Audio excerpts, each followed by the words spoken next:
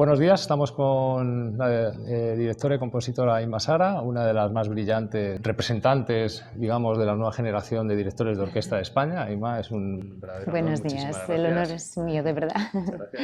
Quería aprovechar esta oportunidad que nos brindas para hablar de un tema tan relevante como son las personas, ¿no? La gestión de las personas, el valor de las personas. Creo que es muy oportuno en este momento que parece que está todo como un poco deshumanizado por la irrupción tecnológica tan fuerte que estamos viviendo. Sí. Me da la sensación como que estamos desplazando esa parte más humana de las personas.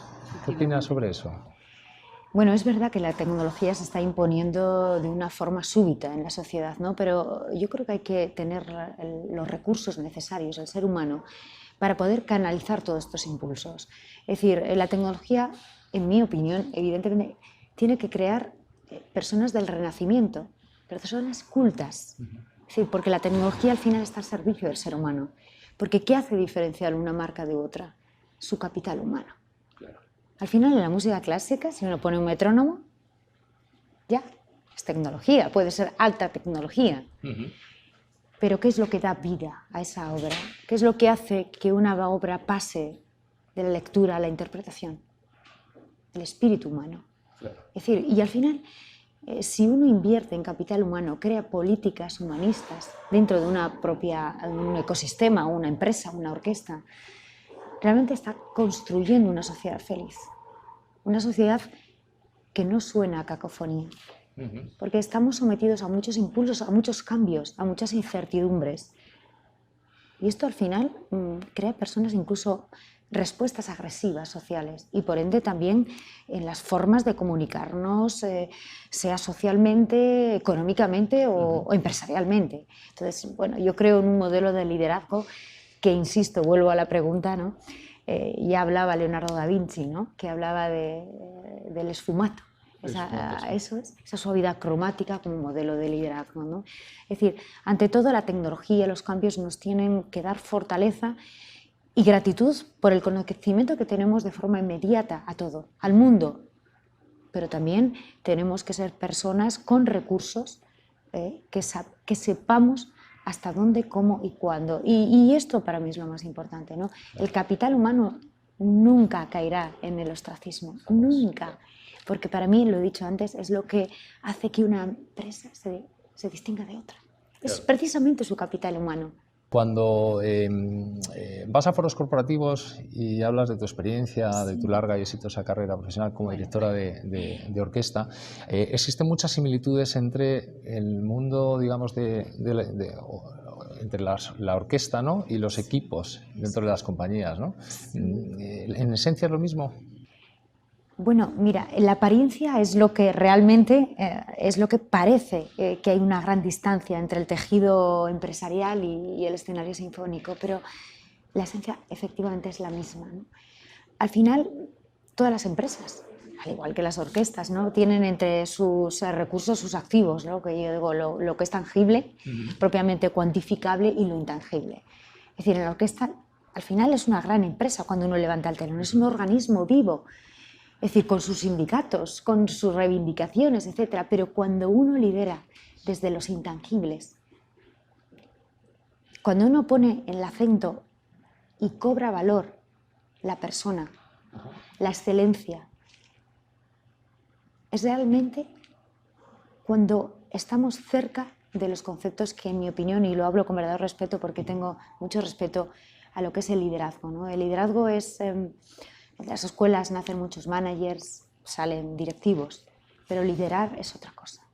Liderar es un camino, para mí es una utopía de excelencia, ¿no? En el que hay denominadores que están siempre presentes en los líderes, y es esa capacidad de empatizar con el grupo, esa generosidad, esa imagen suya propia cuando toma cada decisión. Porque se siente líder no porque dice que lo es, sino porque los demás lo reconocen. Por eso es una cuestión moral, no es una cuestión formal, donde además eres muy consciente que formas parte de un equipo. Y es que si no cohesionas ese equipo, no hay mensaje. Pero da igual de música, da igual lo que hablemos, Eduardo, ¿sabes? Se me ocurre porque, claro, cuando gestionas equipos, sobre todo en tu caso de grandes músicos, grandes talentos, tienes que gestionar unos egos muy grandes, unas personalidades muy marcadas, ¿no? Sí, ¿Cómo se lidera en este definidas. contexto? Claro. Muy definidas. Porque ocurre también en las compañías, pero Claro, ¿cómo se claro. lidera en este contexto? Mira, teniendo presente cuál es el bien general, el bien común. De verdad que puede, lo que digo puede sonar muy básico, pero no, es muy inspiracional. Te lo digo de todo corazón. O sea, he dirigido grandes orquestas, de las orquestas más pioneras del mundo, y cuando tú apelas al aspecto, aplicas la inteligencia emocional, es decir, desarrollas las dos mentes que llevamos, cuando hay un equilibrio entre la mente que siente y la mente que piensa, y cuando tú cambias, eres capaz de cambiar la rutina por la pasión y el miedo muchas veces por la determinación, y te posicionas delante de un equipo humano mostrando tus debilidades, pero también tus fortalezas, y cohesionando el equipo y dejando cantar a la orquesta.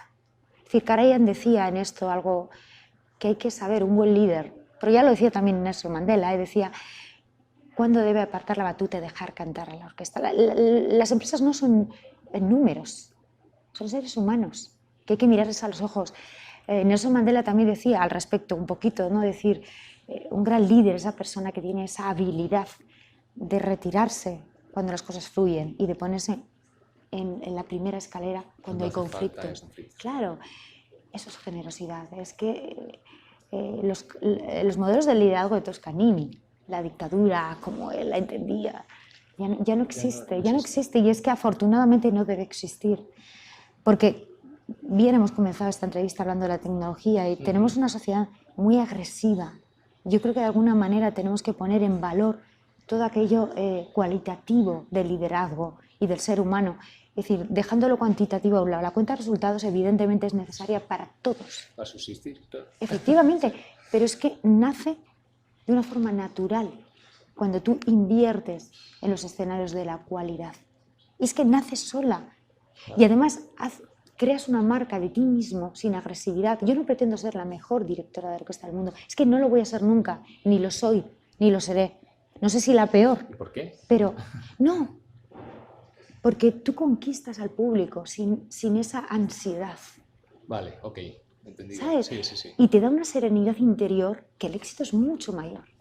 Porque el éxito está en el interior de la persona. Y esta es la mayor conquista.